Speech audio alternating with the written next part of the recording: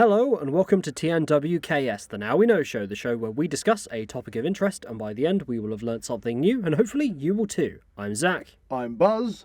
And I'm Chris. Yes, we have Chris in the studio this week, who is our steampunk expert, because that's what we're going to be covering this week, ladies and gentlemen. Everything and anything you want to find out about steampunk.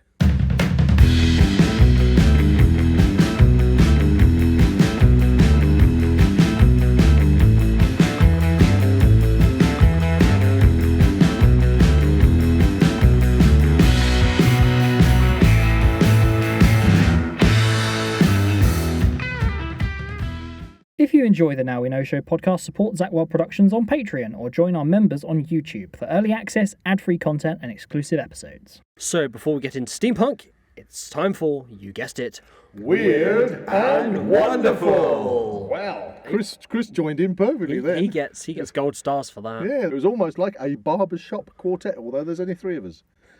I mean, how many do you need for a barbershop quartet? Four? there's a clue in the... Oh, quartet. I thought it was just a okay. What would be three then? A barbershop I don't know. I don't even know if they do. Do they do those? I don't know. Anyway, it's Weird and Wonderful time. So I'm bringing the weird and wonderful in this week. It's my turn.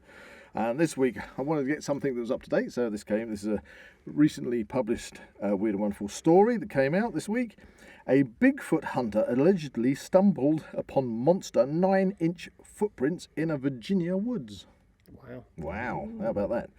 Facebook user Chuck Headley took to the Bigfoot Believers page on November 24th to share photos showing giant humanoid footprints he allegedly stumbled upon in Ritchie County, West Virginia.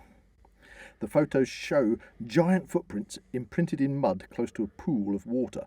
It suggested that a massive humanoid creature waded out of the water and left footprints on the muddy ground. The footprints have 5 toes, and a measuring tape placed across the prints shows it's 9 inches wide below the toes. That's pretty big. Yeah. Pretty big. The prints sparked discussions on Bigfoot Believers page. Some users expressed skepticism while others thought they were genuine. Many skeptics pointed out that all the photos showed only one print. Oh, okay, not like a trail. Maybe it's one-footed. There you go, you see. It was commented, Bigfoot. why is it always only one print? It said, one step, can they fly? A skeptic commented sarcastically. Some joked in response, saying that Sasquatch have wings. It flies or goes interdimensional after imprinting one footprint in the mud. And others suggested, tongue-in-cheek, that cryptozoologists named it Bigfoot instead of Big Feet because it only has one leg. That does it. I mean, we've talked about Bigfoot before, but having wings is a new one. I don't recall anything that said they had wings. Yeah, that's right. Yes. Furthermore, it said, why is there always only one footprint, someone asked. What? Bigfoot only hops on one foot and then lands a mile away? However, some believers denied that the photos showed the same footprint. No, it's a picture of one print. There are lots of others, a user said. So, Chris, do you believe in Bigfoot? There's the picture. I'm going to have to count myself amongst the skeptics on this one. Okay. There's the muddy picture of the print. Okay, yeah. I mean, that's... Well, maybe the puddle is disguising it more, you know. I don't know. I've got to say, that definitely looks like a footprint in mud. Yes, well, there you go. So it's yet another Bigfoot sighting, or is it not Big Feet? Bigfoot. Well, we're going to have to run this past our Sasquatch specialist. Yes, Glenn Sharp. Yes. So you're a bit of a skeptic.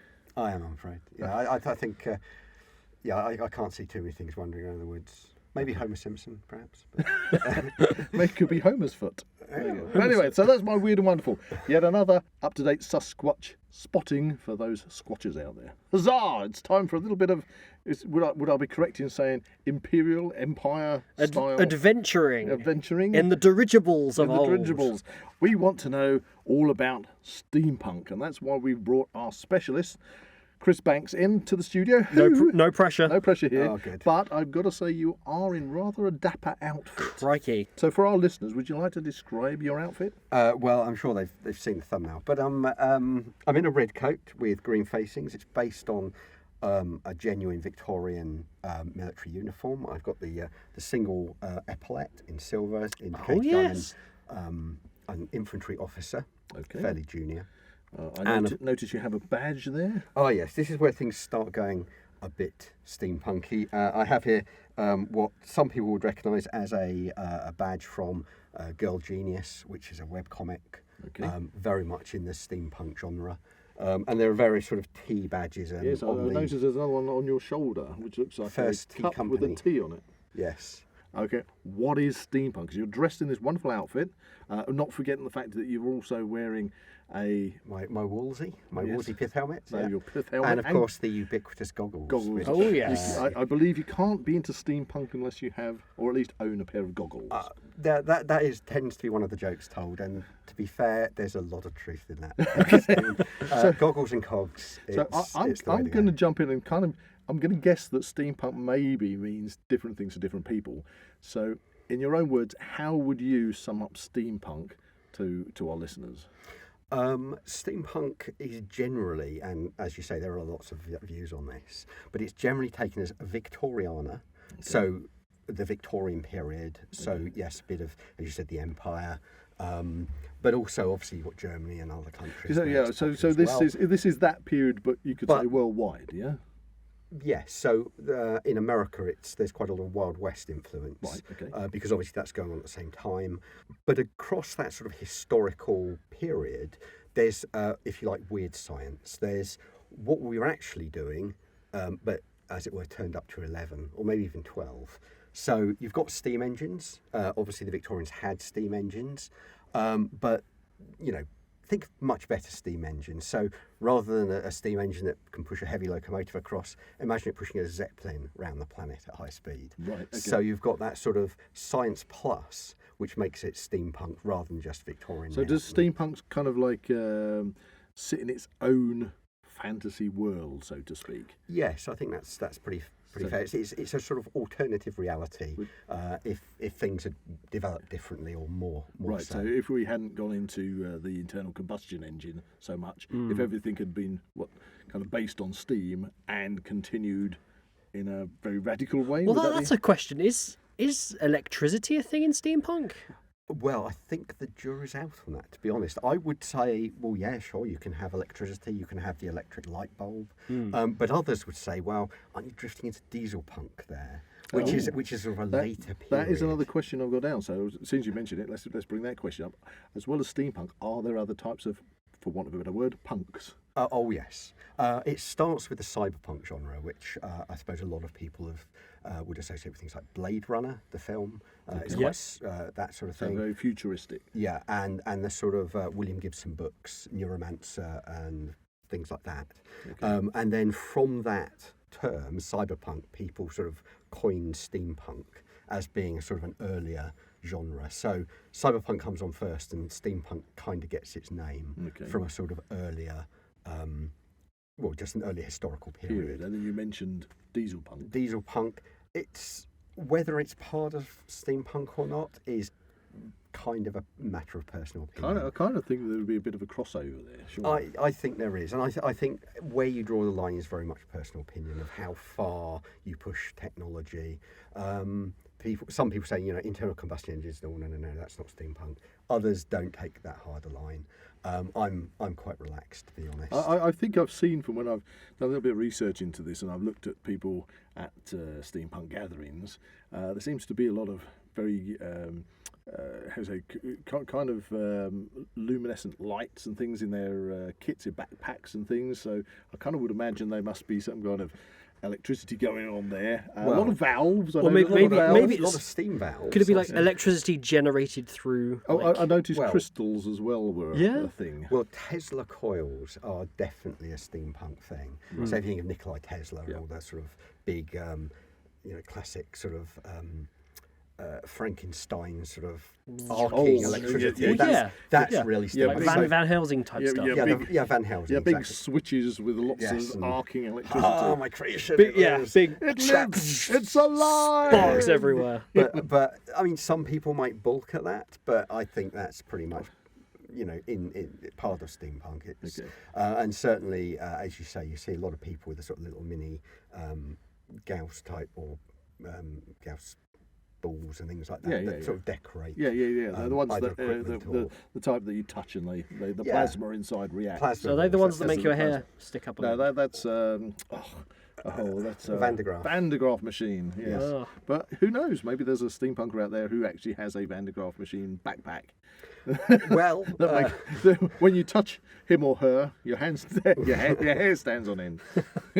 Anyway, I've certainly seen Van de Graaff generators. So steampunk here you are, Chris. You obviously you've defined kind of what steampunk is in general to you, and you've got this wonderful outfit that you're wearing. Yeah. So what is it that got you into steampunk? That's a good question, actually. It is. Did you just wake up one morning and say, "Oh yes, I want to buy a dirigible"? And who doesn't? Who wouldn't want a Zeppelin? Go with their own. No, I think for me it's the steam engines. I've always been interested in things like when you go to the Science Museum or Cuba Steam Museum, and you see all these wonderful, intricate mechanisms designed to sort of pump or machine metal or things like that.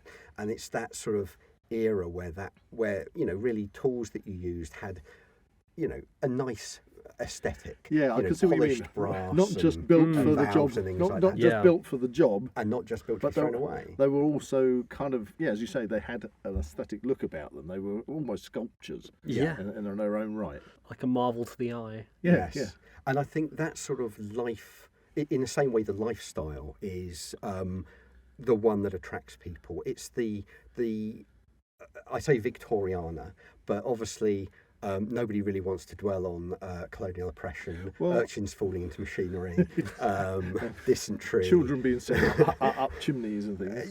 It's more everyone being very nice to each other. There's the being of equality and that sort of thing. And within the steampunk community, that is also something that is very prevalent. People are welcome, and so it's all very much ladies and gentlemen and being polite to each other. Yes. And even engineers are treated with respect in the same way. It has to be pointed out to our listeners. That's because you are an engineer. I am an engineer. Yes. So so if you go back to the world of Isambard Kingdom Brunel, where an engineer was judged by the length of his beard and his steely expression. Right. Well, in that case, I win in the studio. I mean, you do. That is an impressive beard. It's a manly beard. Just refer to me as the bearded one. Okay. Anyway, so so you've kind of obviously seen steampunk at some point, and it's attracted you to do it. So if you are somebody who is into steampunk, what is it that you do? I mean, how do you express this? Is it? I suppose you called it a hobby. I think it is. I think it's a LARPing type thing. I think right. So it's the same as kind of cosplay, then, yeah. Yeah, I think there's a lot of similarity. So people can get together. They'll just chat about whatever. There are various things you can do. But so they have events around that you can get. Oh yes, there's a number around the country every year that happen regularly. So there's a meeting at a place called the Asylum near Lincoln. Yeah, I've heard of that. Which is annual. There's also the annual Steampunks in Space gathering, which is at the Leicester Space Centre. Wasn't there one in Peterborough? Peterborough? Yeah, possibly. A couple of years ago, I think we came across that. Yeah. And isn't there a very big one at Whitby? Yes, there is. I think. Because I think Whitby is also very much known for goths as well. Yes, because they have a goth meet, sort of meet there. So they're now steampunk as well. I think there might be a bit of a crossover there, wouldn't you think, between goth and steampunk? I would imagine there are people who are interested in both. Yeah, and there are people who are. And so anyway, so you've decided to go to one of these events. Again, what would people thinking about maybe getting into steampunk? What would you expect to see or do at an event? I assume there may be market stalls and things. There is. I mean, you can get together and chat with like-minded individuals. Engage in interesting conversation. As you say, there's costume. You can get tips and ideas on what to do. People tend to be very friendly. So if you sort of say, "Oh, I'm looking to do, some sort of cosmetic arm or something in leather work," you'll get people there who'll be able to give you advice and tips. There's things you can buy off the shelf if you're not as crafty. Because it's a very specialised market, isn't so it? If you're not if you're a person who wants to do it, but maybe is not, as you say, crafty in the sense that you have the time or the ability to put your own costume together, you can compile a costume by going to an event and picking bits up. Absolutely. Right. And like, perhaps unlike a lot of reenactment societies, where you're doing a historical period, clearly when you're getting into it, your equipment might not be that good. It might not be that representative. In some groups, that's a turn off. They'll say no. Because when you're trying to be historically correct, yeah, because of the need to be historically correct, particularly if you're doing a display for the general public. With something like Steampunk, there is no historical basis. It goes out the window. So if you come along dressed in something, people will appreciate... You're kind of limited only by your imagination. So people appreciate the effort you've made, and you'll get more. Kind of brings me into something else. Does that mean that when you go to an event, do you go to the event as yourself, or do you actually also, as well as wearing the costume, develop your own personas? You can do. Personally, not particularly. But, you can come up with a different name if you want and come up with a historical background, or you can just go as yourself. So I'm going to ask, Chris, you're standing in front of us. Would you call yourself, have you got a steampunk name for your costume you're wearing? I have occasionally gone by Wymanley Todd Hunter Brown, I think was the name. Wymanley Todd Hunter Brown. But it's a little bit better. I think everybody's got to have kind of double barrel names, have they? Yeah, it's not required. Not required, but it sounds good. A lot of people do, or an interesting middle name as well. Because like Isambard Kingdom Brunel, you don't call him Isambard Brunel, do you? I suppose the thing is, you could probably, you can have, if you're going to have a character, you don't have to be just stuck with that one character, because I presume you can have several different costumes, or decide what or who in the steampunk universe you want to be. Yeah, you can turn as different people in different times if you wish, or as I say, nobody. If having an alternative persona is not for you, don't let that put you off. It's not required in any way. Going on the sort of things you might see, we've got various things like tea duelling, modern music. Tea duelling. Tea duelling. Tea duelling. Okay. Well, let's just stop there. Let's just find out what on earth is tea duelling. Well, obviously, in a lot of historical societies, you'll have duelling with swords, etc. But Zak and I are very much used to that. Yeah, we can do that. I know you have swung a sword occasionally in the past. Maybe once in a while. Obviously, being fine Victorian ladies and gentlemen, we can't be doing with any of that sort of thing, old boy. So instead, we'd need to settle our differences in a more gentlemanly, a more civilised way. So tea duelling is one of the ways that one can settle disputes, or just compete in a sort of... So it is an actual... It is an actual... Would you call it a sport?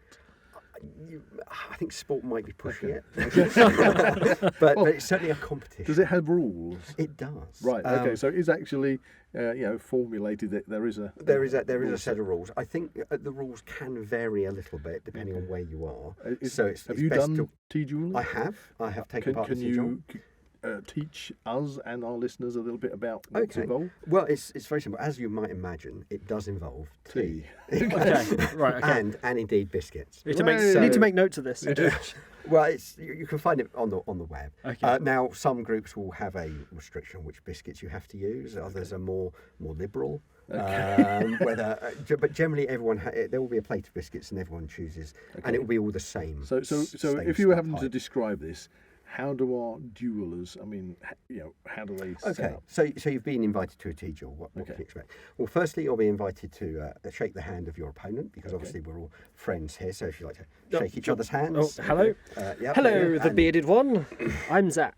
Hello, Zak. I am the bearded one. It's been a pleasure to meet you, sir. Bravo. Would you like to duel? Yes, let us duel. Best man win. What? Otto. Oh, excellent attitude. Very good. Very getting into it there. So you then be invited by the tea master, and I'll take the role of the tea master. Hello, tea master. Who will invite you to sit down, facing each other across a small table. Right. I'll squat a bit. You squat. Yeah. I'll just stand in the doorway of the dungeon. I'll have a plate of biscuits, and we'll say as the younger man will give Zak the first choice of 6 biscuits on a plate, and he will choose his biscuit. What an interesting selection. Some people they'll all be the same. All the same. Otherwise, it would be unfair. What if you had a Garibaldi And I had a rich tea. That Yeah, wouldn't that be fair was- at all. The that would never Garibaldi would do. be glued together with its raisins. That's the sort of thing that they might do in France, but obviously Oh, God. we wouldn't do that. not the French. Not in English. Something England. like rich tea, should we say, maybe even a custard cream. Ah. So you'll choose your Cream. biscuit. All right, I do like You've custard tweaked my creams. interest in Okay. custard cream. The remaining 5 will be offered to you. And Oh, you'll take, and I eat your- them? No, you're I just don't take, eat you don't eat the biscuits yet. Oh, I don't need the biscuit. I have a biscuit. Okay. Okay, And I have my biscuit. Okay, A and then counter I'll- biscuit. Do we fight with the biscuits? No, you don't.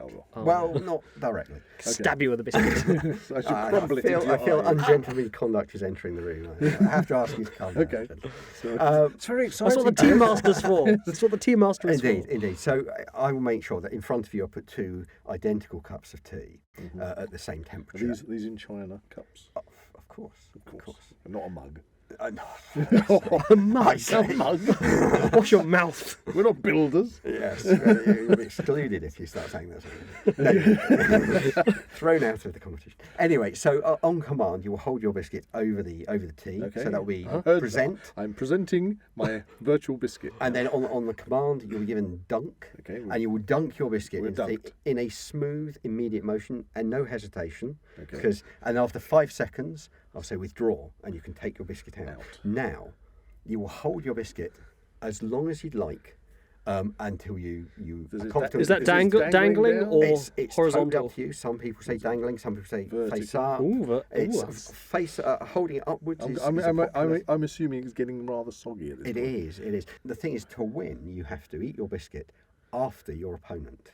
So it's a kind of brinksmanship. Okay. Who's going to? Because obviously your biscuit is getting you don't- softer. yeah, you don't and want it starting to disintegrate. fall over, do you? And if it does fall over, if it breaks before you eat it, Yeah. then I'm afraid you've lost. Oh, right. Assuming your opponent eats his biscuit successfully and achieves what we call a clean nom. Clean nom. A clean nom, to eat the biscuit Without- without bits of it falling Pour off. it into the This is beard. amazing. Or the beard, the beard. I would That might get trapped be- in my beard. What What if it goes into the tea? Oh, Is that a disgrace? that's just not acceptable. Oh, dear. No, that is still you've lost the competition. But I think that you might get ladies swooning. Do you only get so on. like one go at the biscuit, or is Well- does it go to the best out of 3? Or? It can go to the best out of 3. It very much depends on local conditions. So if maybe you're the only 2 that want to duel, then you'll be maybe best of 3. If there's a competition, it might be a knockout, 1 biscuit, and the sudden death tournament. Right. as they Ooh. say. Wow. So yeah, there's that sort of thing. I believe there has been racing hats. That's been Is a this thing. not to do with the tea? This is moving on from right. Moving on with the Okay. tea. because we assume who won. It doesn't matter, really. Zak won. Yes! Zak won. Huzzah! And after, obviously, I got it stuck in my beard. after What was our disagreement about? It really I don't doesn't know. matter. Oh. The important thing is it's been resolved, and you can both move on with Good a day to you, sir. with a hearty Well handshake. won, sir. Well won. Bravo! And congratulations to the winner from the loser. And I shall go off and find a cup of coffee. I have victory. Coffee. Coffee. That's not a thing. Not a thing in steampunk, no. Personally, I'm very tea focused. Tea focused, and okay. and a lot of steampunk is tea focused. But So again, what are your opinions feelings vary. in steampunk? What are your feelings over tea bags? Or does it have to be actual proper tea? Should be proper tea. Okay, really. okay. I mean, in a teapot. In a teapot. Into a china. So china this is a very important question now that's coming up. So pay attention. Okay, I'm paying attention. Milk first or after? Ooh. Now, This sounds like a debate. There was the great debate. I was In gonna fact, say. it was held at the asylum around the time of another big debate that was going on in the country. I forget what the other one was about now. Oh, there's a lot of mass debates going on. Sorry. Steady it out. So now, and there was a big debate over tea, milk first or milk last. Do you put your milk in first or last? And there were the 2 big camps on, and there was a big campaign. I think a guy called Dr. Jeff actually did a lot of the publicity for both sides, Right. because that will be gentlemanly anyway. So there was a big debate on it. I can't actually remember which side won. Okay, so let's it was quite- leave it into the people present in this podcast. Hmm. So Zach, if you were drinking tea, Well, to be honest, I don't drink tea. But I have made tea. right? So when you've made tea, I'm taking. Have you learned this skill yourself, or have you been shown how to make tea? I did learn it from somebody, but I've kind of put my own spin on it. So, do you put the milk in to the cup first, or do you put the milk in after you've poured the tea? After. See, I'm an after. And I'm an after as well. Well, there we go. So, for our little test group here, Yeah, we're all last 100%. 100%. Thank You goodness. put the milk in after. That could have been ladies and disastrous. Yeah. Otherwise, there would have been a tea dueling moment coming on. Yeah. To decide. So, you mentioned hat racing. Yes, it's not something I've seen myself, to be fair, but I've heard reports of it, of motorised hats being run around. Oh, run wow. around a course. That is by- not what I thought hat racing was going to be. I thought it was just people sort of maybe doing a relay race and passing a hat on. Oh, no, that wouldn't be gentleman. But although, now you mention it. So, yes, hat racing was another thing that might sort of thing. And, of course, there are other activities, none of which spring immediately. Well, to mind. one was that that? came up, I came up. You But go first. I don't know if you can, if you've heard of this, Chris. Maybe you can explain what's an unrumble. That was it, yeah. I Is think that the one I you- think that was the one I was talking about. unrumble? I've not heard of that. Describe it, Buzz. Describe it. Well, I believe that's why I just wondered if Chris could confirm this to me, that you'd have two opposing sides of Yeah. steampunkers, maybe in a street or wherever. I think we did witness this at the Cambridge Steampunk Festival. Is that where it's? Yeah. Right, Do you remember I have that one vague that was memories. that kind of church? And then in the middle of on a nowhere? given, I think it's quite somebody maybe drops a Handkerchief or something. Yeah. They rush at each other. You see, so both sides charge at each other, Yeah. and then when they get within distance, Yes. they all stop and shake hands and say, "Pleased to meet you, sir. Pleased Pleased to to meet meet you. you." Hello, my lady," and things like that. It's called an unrumble. Oh, That's what I believe. So, I didn't get the name. That's what I was forgetting. so you've not experienced an I've unrumble. not experienced that. It there's- might be a Cambridgeshire tradition. Ah, right. Because Unrumble. obviously everybody has their own traditions depending on where Right. they are. How interesting. So, just briefly going back to characters, if you are a person who wants to have a steampunk character, so they've got their own kind of persona, so when they're going to an event, they take on that mantle. What would your advice be? How would you build or design a character? There must be so many sort of areas in it, because obviously you've dressed as a military officer. Indeed. But I would think that you've got engineers. You mentioned engineers. Yeah. We've mentioned Scientists. dirigibles. I'm Yeah. thinking pilots and things like that. Yeah. How would somebody maybe develop a character theme? I think it's got to be something you're interested in, that you maybe you secretly want to be. As you said, a Zeppelin pilot. I mean, who doesn't want to be a Zeppelin pilot? Exactly. I Or don't think I possibly- want to be a Zeppelin pilot if the Zeppelin catches fire. Well, you see, this is the thing. I mean, in steampunk, Right. would Zeppelins catch fire? Right, so they've Or been would they improved. be filled Yeah, with they've been helium? improved. They've been improved. They're using helium now. Yeah, and that's the sort of thing. I mean, the reality of the Victorian age is we've got steam engines that give a lot of smog out of the roofs, and we've got terrible pea super fogs. We've got Zeppelins catching fire and crashing into the ground left, right, and centre. And we've got things like the difference engine built by Charles Babbage that didn't quite work, or at least didn't work in the way that we'd hoped. Whereas in steampunk, all those problems can be They've been fixed. washed away, they can be fixed. So you've got your Zeppelins the way people envisage them, the liners of the sky where you can relax over tea and cake. Have a nice while being- leisurely afternoon. Yeah, while being whisked off to New York, above the clouds. So really, character building is just Yeah. unlimited so just to your imagination. Really. choose your Choose- thing. Are you a famous scientist, an inventor, Right. a pilot, You say about- or even a pirate? Because of Oh, course, like a Bit sky pirate. pirate. sky pirates Ooh. are very much. Ooh, I like that. I have a trope of heard- steampunk. I have heard of things called sky krakens. Are they a thing? I've not seen one myself, but that's probably because they eat everybody that they see. Right. Okay. But yes, I mean, So there you are, get, do you, which leads me on. Do you get weird and wonderful creatures in the steampunk world as well? Oh yes, you can do, and I have seen people wandering around with shoulder octopuses and things like that. Oh, like a pet Okay. octopus. I've not actually seen someone turn up with a 250-metre long sky kraken. Is it But maybe kraken Or kraken. or kraken or Oh, it's, kraken? it's a good question, actually. Good question. It I'd needs say- to be I'd settled say- over some tea dueling. Yes, maybe. I'd say kraken, but Kraken. I don't know. Anyway, so with this whole idea of steampunk, are there things that have followed on from that? Have people started to write steampunk books? You've mentioned steampunk, I think you said music. I mean, what sort of things have taken on board steampunk? Are there such things? Almost everything. I mean, there's an awful lot of books. A lot of people would say things like Jules Verne is the beginning of the steampunk ideology, or Frankenstein being... also actual books that have actually been written and then adopted as being steampunk stories. Yes. I mean, steampunk itself comes around in, I think, about 1950 to 60. But actually, a lot of books... I felt that it was a more modern thing. Well, it depends where you draw the line. But obviously, a lot of books written before that, even in the 1800s, have steampunk tendencies before the actual genre existed. So things like Captain Nemo, The Extraordinary Gentleman. Obviously Frankenstein, because it's you mentioned the League of Extraordinary Gentlemen. Of course, they did the film. They did, and I mean that is very if you watch the film, steampunk. That's very steampunk looking. It's got vampires, the Invisible Man, Dorian Gray and stuff. Yes, Dorian Mr. Hyde Gray. even. And Nemo. Jekyll and Hyde. Obviously, so the Nautilus, that would look very steampunky. Oh yeah, well it's got all the necessary things: like big rivets, brass, large sort of machinery. Yeah, and it doesn't quite exist in the real world. So, but it really should.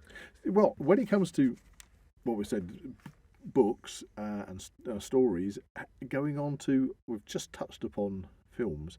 So, are there steampunk? Can we think of steampunk movies? Is there a steampunk genre of films? Well, I'm starting to think of a League few of Extraordinary now. Gentlemen. Well, I'm starting to think. I mean, would you classify things like Peter Cushing and was it Journey to the Centre of the Earth? With Doug McGregor? At Earth's Core. Oh, At Earth's Core. That's it. Because I remember that one. It was a very much a big Victorian drilling machine, like a mole, but it was all deep buttoned in leather. It was called the Iron inside. Mole. Oh yeah. I mean, I think that what was about certainly... the First Men in the Moon? First Men in the Moon. Yeah. With the anti-gravity paint. That's it. Anti-gravity paint. Oh, that's Yes. available from all good shops. Yeah. So there's lots of things. I'm trying desperately to think of the name. There's some more modern ones as well. There was one I saw. Cities on Wheels. Mortal Engines. Mortal Engines. Mortal Engines. That's got huge steampunk sort of vibe to it. And there's also things like manga. So you've got Howl's Moving Castle. I know that film, which arguably the castle might not be considered steampunk, it's more medieval, but the world in which Howl's Moving Castle exists, where you've got Zeppelin bombers and fighters, you've got the big sort of pre-dreadnought battleships, that's a very much reminds me of another one. steampunk So, world. was it the Valley of the Wind or something? Oh, Nausicaa, the Valley of the Wind. Yeah, that's reminded me of that. And there are some more coming to mind. There was a modern one, which didn't it star the actor who played Mr. Hyde in the League of that was Gentlemen. Forbidden Kingdom. Forbidden Kingdom. Yeah, that was a foreign film. It was mostly dubbed, wasn't it? Yeah. But it was quite fascinating because he had a steampunk coach. Yes. And that had a follow-on recently, if I'm right. Well, I'm racking my brains here, with an Arnold Schwarzenegger and Jackie Chan movie, which was a follow-up one. Yeah. Was that called The Iron Mask? The Iron Mask, yeah. Oh, right. But I think the man in the Iron Mask couldn't... No, it was called The Iron Mask. Oh, The Iron Mask. That was actually quite bizarre. It wasn't like marketed as a sequel to it, but we were very surprised. They had references to that previous movie. You stick the disc in and you expected to see the title come up as The Iron Mask, but it actually said something to The Iron Mask. And I was like, I remember that other one. I'm sure was actually there Forbidden was Kingdom. flashbacks to the Forbidden Kingdom. It follows it was a very the coach bizarre as well. movie because obviously it's Arnold Schwarzenegger and Jackie Chan are the lead actors in it. Yeah. And they're the most shown actors. But it was very much, you were definitely smoking something, whoever came up with that. Yeah, I mean, I think they had a lot of Asian stuff as well. They had big boats that kind of went to secret islands, and they had Rutger Hauer was in it. I think that was Rutger Hauer's last movie. Was he in there? Yeah. We'll have to watch it again. okay. It was pretty out there. So there, it was there is a genre of movies that would fall into the steampunk. Yeah, or movies that have elements of steampunk, because again, it depends exactly what you describe as steampunk. Okay. I would say that a film like Sky Captain: The World of Tomorrow has a lot of steampunk elements. Yes. But a lot of people would go, well, it's more diesel punk. Yeah, I'm seeing where you're coming from with that, because that kind of is, again, is big, bold rivets and big skies. Or is diesel punk more kind of Mad Maxy, like apocalyptic? No, I'd say that's more post-apocalyptic punk. Which is that's a lot of peas. That's a lot of peas. Yeah, but then within steampunk, you will get people wearing gas masks, which are anachronistic really for the period, because there wasn't any gas weaponry, so why wear gas masks? Yeah. But then maybe in their bit of the steampunk world, people do. A lot of steampunk people that I've seen do tend to like wearing facial masks of some sort or other, or half mask and things like that. And of course, the goggles. Yeah, well, goggles. So what about the music? I mean, we talked about books, we talked about films. What about the music? Are there specific steampunk bands or individuals? Probably the best known is a guy called Professor Elemental, who actually does write sort of steampunk-based things about time-travelling trousers, stopping for tea. I think having a monkey butler called Gerald. No, Jeffrey. Jeffrey. I think I have heard of time-travelling trousers or something like that. Yeah. And tea trousers as well. And fighting trousers. Fighting trousers. That's the song, isn't it? That's Fighting Trousers is one of his songs, yes. Fighting trousers. Somebody is biting me, pass me my fighting trousers. Okay. Oh, well, that sounds fascinating. Yes. So yes, there's a. Have you seen? I have seen him live, along with a guy called Mr. B, who is perhaps more chap hop, which is a completely different off the wall thing. But but again, he has maybe some of his songs could have a bit of steampunkiness about them, but only maybe peripherally. I would say Professor Elemental, probably your hardcore steampunk, musician. But he's certainly, both of them appeared at things like Steampunks in Space in Leicester, which is where I saw both of them performing. Right. So we've talked about steampunk music, steampunk films, but we haven't really talked about steampunk series. So would you classify Doctor Who as a steampunk series? That's a good question. Straightforward for me. I'm going to jump in there, Chris. Peter Capaldi's Doctor. The intro very steampunky. Lots of cogs. Are they called cogs or gears? But there are lots of. I mentioned this because another engineer called, funny enough, I think you know Martin. He had a go at me in a polite way when I called them cogs, and he said, "They're cogs, they're gears." It's been an engineer. What's the difference? I don't know.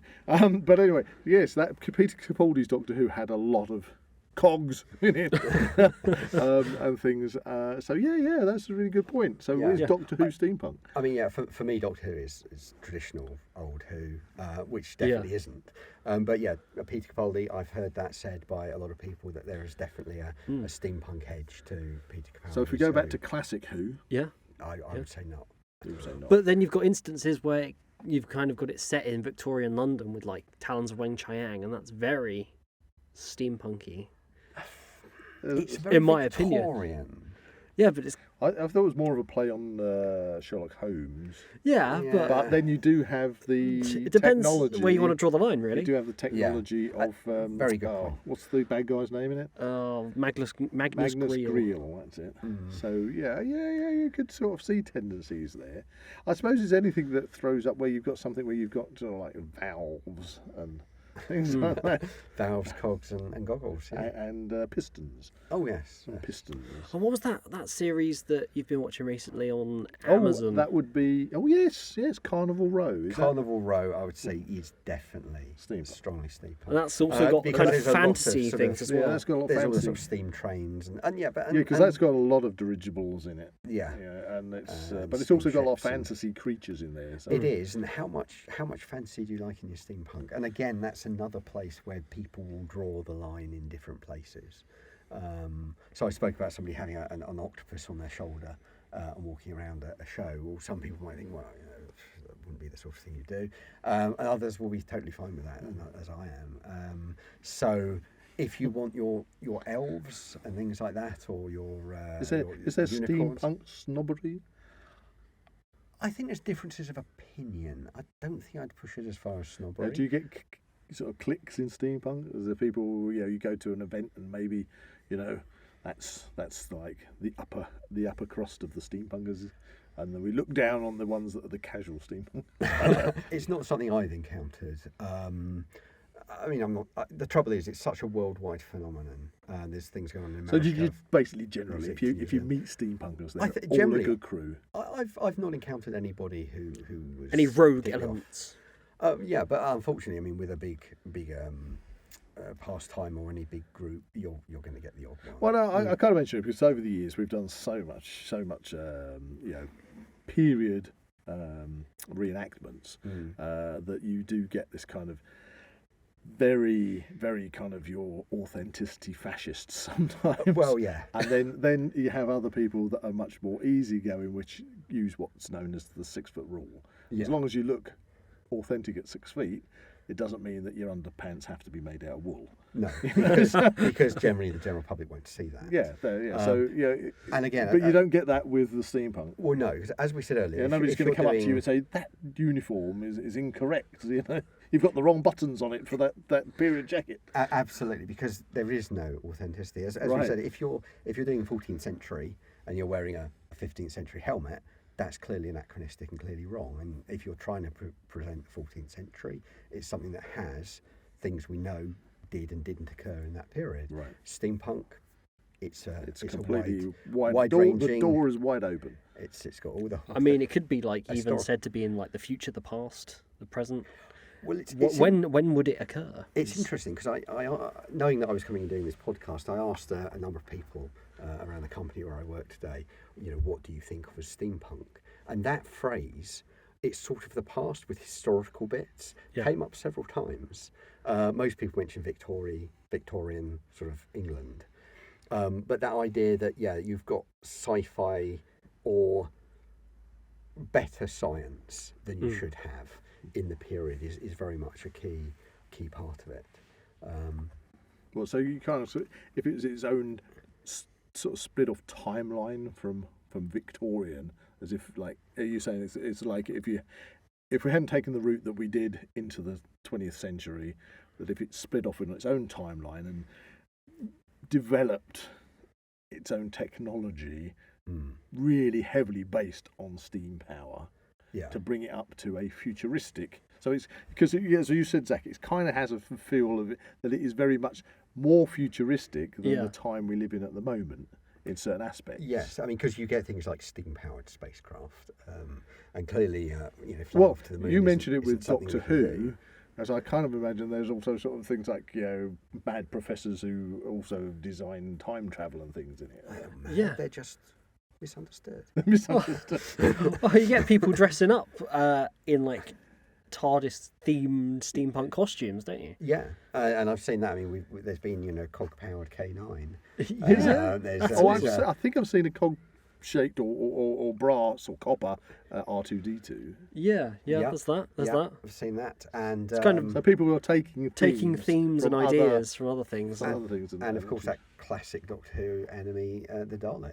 I've seen steampunk Dalek with brass and cogs, and I think it even had a monocle.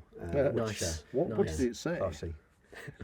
I'm going to exaggerate. Exaggerate. It wasn't. It was obviously asleep when I passed it. I wasn't saying anything, but yes, I wonder, old boy, if you wouldn't mind if I exterminate you, perhaps. Would you like some tea? Would you like some tea? They actually did that in Doctor Who. They in Doctor Who with the Daleks. Oh, yes. They had them making tea for people in a World War II setting. The green ones. That's it. The Ironside Daleks. The Ironside Daleks. They were fun. I like those. That was actually quite fun, But with most Doctor Who, they cram it all into such a short little episode. We're not going to go into the recent episodes of Doctor Who. No, well, I'm old-fashioned, probably like you, Chris. Yeah. I like a one that leaves you on a cliffhanger. Oh, absolutely. And the story takes at least, minimum 2, but Ideally nice, four. Nice four. I mean, 4 episode arc. 6 is fine for me. Oh, 6, yeah, 4 or more. Cramming it into a 45 or a 50-minute episode to save the world. It's unrealistic. It's just honestly too much in one. Even Flash Gordon took 48 hours to save the Earth. There you go. That's a good way. That's a good way of putting it. I like that. That was really well done. You could argue that Flash, going back into the 60s, Flash Gordon, Dan Dare, all have very much steampunk, mad science type. I can see how these other areas like diesel punk, as you say, and cyberpunk probably all kind of clash. Yeah, I kind of like, so oh no, that's more ours than yours. Well, one of the artists who's very much famous in steampunk, a guy called Dr. Jeff Baynard, who's does some fantastic art. It does a lot of fake tattoos, posters for steampunk. Actually, I think it was Dr. Jeff who did all the T first, T last. I may have misattributed that earlier. But he did a great cartoon once where he had somebody at big steampunk convention today, and this guy sitting at the door waiting for people. And as people came up to him, he'd be going, "No, you're diesel punk, go away. No, you're gothic romance, go away. No, you're West cyberpunk, go away." And at the end of it, he's left there standing on his own, going, "I'm lonely." so it's really quite well observed. I think you can get that. I think people are less exclusive than that, but you do get people go, "Oh, no, steampunk is this or steampunk is that," and they can be quite specific about what it is for them. I was just thinking, you took me back to Buster Crab in the original Flash Gordon, the black and white ones. Oh yes, with the ships going with the sparkler out the back. And of course all the brass riveting and struts and everything else. That's fantastic. Well, steampunk. That's certainly says it tweaked to your. Oh yeah, definitely. Interest, Zach. Yeah, yeah. So I have to start thinking on character development. Oh yeah. Yes. Yeah. Maybe something, a velvet jacket of some kind. Well, a velvet jacket. Yeah, some rich colours. Yeah, in purple, of course. I think I have a hankering towards a circus, maybe. A circus. Yeah. Circus. Maybe a ringmaster. What would be in that particular circus? Oh, I don't know. I'll have to think about it. Maybe for another podcast. Right. We've now come to the section where it's our 6 quick-fire questions for our special guest. Are you prepared to answer the 6 quick-fire questions? You're going to be get shot at and you have to dodge the questions. All right. Well, I'm as prepared as I'm going to be. Okay. Here we go. 6 quick-fire questions. Okay, question number 1. What is your favourite part of steampunk? Oh, the machinery, the steam engines, things like that. Undoubtedly. There we go. Question 2. What's your favourite steampunk movie? We've kind of touched upon these things. Ooh, movie. Yes, if you had to choose a movie. Well, I sort of said Sky Captain the World of Tomorrow, but obviously we did say that might be more diesel punk. So I'm going to go with. Name's gone again. Come on, you can think of the one with the cities travelling around. Mortal Engines. Mortal Engines. Yeah. Nice one. Right. Question number 3. If you could own anything from the fantasy world of steampunk, what would it be? Oh, as I've already alluded to several times, who doesn't want a Zeppelin? You want a Zeppelin? Yeah, who doesn't want a Zeppelin? That's going to look good parked over your house in Stevenage. Well, yeah, I mean, that's, just fix it to the chimney. It'll be fine. Where would you go on a trip with it first? First trip? Oh, I think I'd just have a fly over the area, see the view from above, maybe nip down to Wiltshire and see my parents. You wouldn't fly over Cardington hangers and stick your fingers up at the... Oh, no. Look at my Zeppelin! No, when you just wave nonchalantly. There's no need for adversarialness in this. We're not competing. Drop your biscuit crumbs on them. Sadly, Airlander isn't the flying bottom. Indeed. Is it not? No, it's they've moved up to Yorkshire, I believe. Oh, they've moved it. Because that was the thing. Cardington hangers, as well as being obviously film studio set, it was famous in recent years for the Airlander. So. Yeah, I think they've still got people in Bedford, but I think they've moved it up to Yorkshire for the production facility. Okay. But so you never know, I might be able to get an Airlander yet. Which brings me on to question number 4. Have you ever been in a real airship? So, you mean a lighter than airship? Well, I've just put airship. So Okay, I mean, I've been in aircraft, obviously. Yeah. Or not obviously, but I have. I have been up in a balloon. You've been in a balloon. A balloon is... Yeah, that's... That's an airship, isn't it? And it flies through the air. Exactly. So yes, you have. Yes, yeah, and that was quite fun. And that does give you... I mean, it's when you're up there and it is very quiet. Mm-hmm. And you get that, there's no sort of the drone of the engine, you're just drifting along. And every so often do you get Yes. Where is that? Otherwise you come down. It's not, remember, it's not the fall that kills you, it's the landing. It's the landing, yeah. Is it? Okay, question number 5. If rocket boots were real, would you own some? I might not. I spend a lot of time indoors, and I can see the prospect of some very nasty accidents. If they went off and you were in a low ceiling building. I mean, how would they be activated? That's the question. Is there a button to click your heels like Dorothy? Hey, I'm off to Kansas. How they power? They're not like Teslas. They're not really catching fire all over the place. I have no idea. You'll have to invent some in the steampunk world. Okay. Rocket boots. I just thought rocket boots was a good question. Yeah. Sorry, don't blame me. Okay. Yeah. Question number 6. Malted milk or rich tea? Malted milk. You're for the moose. Is that what they're called? Moose? Moose? Well, I suppose they do have cows on them. Because they say yeah, okay. That makes sense. Malted milk. I'm sure people call them moose. Cow biscuits, really. Yeah. Cow biscuits. You're a malted milk man. So, thank you for answering your quickfire 6 questions. Wonderful. You're most welcome. But before we finish, we have the Hat of Mystery. The magical mystery hat. So, which is quite steampunky in a way. You did mention the talons of Wing Chiang, and so out comes the Deerstalker. I was going to say it's much more of a Sherlock Holmes. Topics from previous episodes. This is believed to once have been owned and worn by Sherlock Holmes himself. Yes. So, we have in here some, what do you call them, Zach? Bits of paper. Yes, bits of paper.